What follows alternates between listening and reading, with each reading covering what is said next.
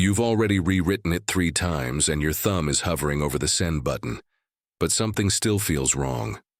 Not the words themselves.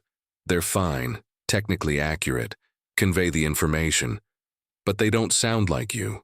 Or worse, they sound too much like you. The version of you that cares too much, or the one that doesn't care enough, or the one who's trying to seem like they're not trying at all. So you delete the last sentence and start again, chasing some tone that exists perfectly in your head, but disintegrates the moment it touches the screen. It's not about being misunderstood. You know exactly what you want to say. The problem is that every arrangement of those words creates a different person, and you're trying to choose which one to be before the other person decides for you. There's the message where you use a period instead of an exclamation point, and suddenly you sound cold. There's the one where you add haha at the end, and now you seem desperate for approval. There's the version with the emoji, which feels too casual, and the version without it, which feels too formal for someone you've known for 6 years. You're not editing for clarity anymore, you're editing for safety. Each rewrite is a small adjustment to the armor you're building around 12 words about whether you're still coming to dinner on Saturday. The pause between the third and fourth draft is where it happens. You're not thinking about the message anymore. You're thinking about the gap between send and response. That window where the text just sits there, delivered but not yet acknowledged, and you have no control over what the other person does with it. Whether they read it immediately and don't respond. Whether they misread your tone. Whether they screenshot it and send it to someone else with a comment you'll never see. The rewriting isn't about getting the message right. It's about trying to control what happens in that gap. You tell yourself you're being considerate, that you're just making sure you communicate clearly, that this is what thoughtful people do. And maybe that's partly true.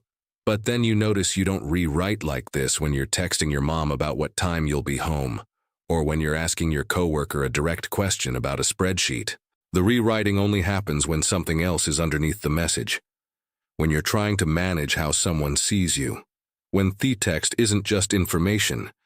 It's a performance of who you need to be in that exact moment with that exact person. The fourth draft usually tries to sound effortless. You remove the part that sounded too eager. Reshape the sentence so it seems like you barely thought about it. You're just casually tossing this message into the world without a second thought. But you've now spent 8 minutes on a single text, and the effortlessness you're performing is the most labored thing you've done all day. You've calculated spontaneity, rehearsed nonchalance. The more you try to sound like you don't care, the more the text becomes evidence of exactly how much you do. Sometimes you switch strategies entirely on the 5th attempt.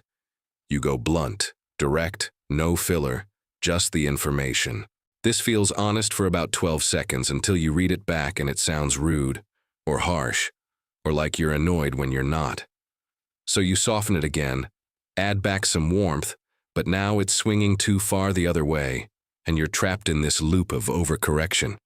Adjusting for problems you're creating by adjusting. Here's what you're actually afraid of. That the message will land in a version of reality you're not prepared for. You're not rewriting because you don't know what to say. You're rewriting because you don't know what world the other person is in when they read it, whether they're in a good mood or a bad one, whether they're reading it alone or with someone else looking over their shoulder, whether they're going to interpret your no worries as genuine or passive-aggressive, your sounds good as enthusiastic or indifferent. You're trying to write one message that works in every possible version of the moment it arrives, and that's not actually possible, so you just keep rewriting until you're too exhausted to care anymore. The thing about those 5 drafts is that they're all you. The overly enthusiastic one, the cold one, the casual one, the formal one, they're not fake versions. They're all true, just in different contexts, with different fears attached. The first draft is usually what you actually feel. The second draft is what you think you should feel. The third is what you think they want you to feel.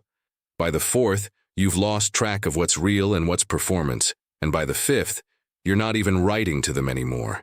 You're writing to the imagined version of them that exists in your head, the one who's already judging you before you hit send. You do this in person too, but it's harder to notice because you can't see the drafts. The slight adjustment in your tone mid-sentence when you notice someone's expression shift. The way you rephrase something you just said because it didn't land the way you wanted. The mental rewind and edit happening in real time, except in conversation. You don't get 5 attempts. You get 1, and then you spend the rest of the evening wondering if you should have said it differently. Texting just makes the process visible. It traps you in the editing room with yourself and forces you to watch how many versions of you exist in the space between wanting to connect and being afraid of how that connection might go wrong. What makes this exhausting isn't the rewriting itself. It's that you're doing it alone. The other person has no idea you're on draft 4. They're going to receive whatever you finally send and react to it, as if it were effortless, as if it just appeared fully formed, and you'll never know if all that labor made any difference at all. You'll never know if draft 1 would have worked just as well, if all the rewriting was necessary, or if it was just a ritual you performed to feel like you had control over something fundamentally uncontrollable. How another person receives you. There's a version of this that's about anxiety, sure. But it's not just that. It's about living in a world where communication is permanent and instant and editable right up until the moment it's not. Where you can craft and delete and revise in private, which means you're expected to. Where sending a message without thinking about it first feels reckless, even though that's how people talked for thousands of years. Just saying things in real time, without a delete button. The pressure isn't coming from the other person. They didn't ask you to rewrite 5 times. The pressure is coming from the gap between what's in your head and what you're willing to let exist outside of it.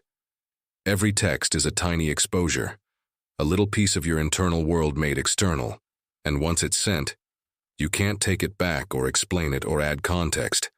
It just sits there, representing you, and you're trying to make sure it represents the right version, the safe version, the one that won't be misunderstood or screenshotted or used as evidence that you're too much or not enough.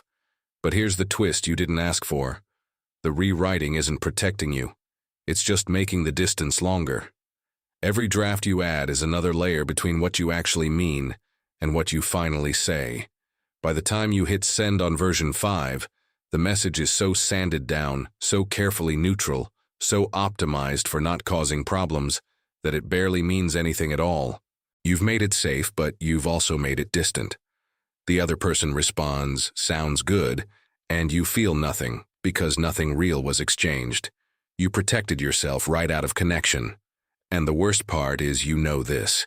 You've been on the receiving end of those overly careful texts, the ones that are so polished they feel like they were written by a committee. You've felt the flatness of them, the way they create more distance than clarity. You know that the messages you actually remember, the ones that made you feel seen, were usually the messy ones, the ones where someone said something a little too honest, a little too specific, a little too human. But you can't let yourself send those, because what if the other person doesn't receive it the way you meant it? What if your honesty becomes their evidence that you're broken, or needy, or too intense? So you, not because the words are wrong, but because you're still trying to find a way to be seen without being known, to communicate without exposing, to connect without risking the possibility that the person on the other end might not want what you're offering. If this is starting to feel too close, that's because it is. Tell me in the comments which draft you usually end up sending, or if you've ever just given up and not sent anything at all. The 5th draft is never about the message anymore. It's about time.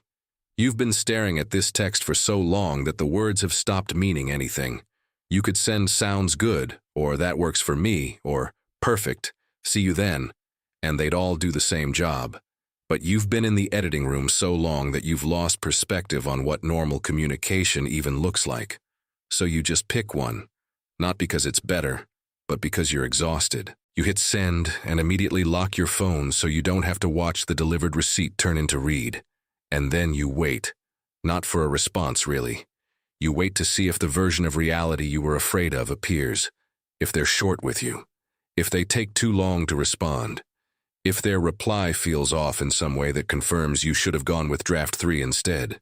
You're waiting to find out if all that rewriting was enough, knowing it probably wasn't, knowing that no amount of editing can control how someone else feels. The next time you open a text thread and start to type, you'll do it again. Not because you want to, because the alternative is sending something unfiltered, and that feels like standing in the middle of a room and asking someone to really look at you. The rewriting is the costume, the distance, the thing you do so you can communicate without actually being present for it.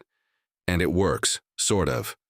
You stay safe, you stay small, you stay in control of what gets seen, but you also stay alone in the space between what you mean and what you say. If you want to keep exploring what we do when no one's watching or when everyone is, there's more of this waiting for you here. You didn't start rewriting to hide. You started because you wanted to get it right. But somewhere between draft 1 and draft 5, right stopped meaning clear and started meaning safe. And now you're fluent in a language that says everything except what you actually feel. The text sends. The person responds. Nothing bad happens. But nothing real does either.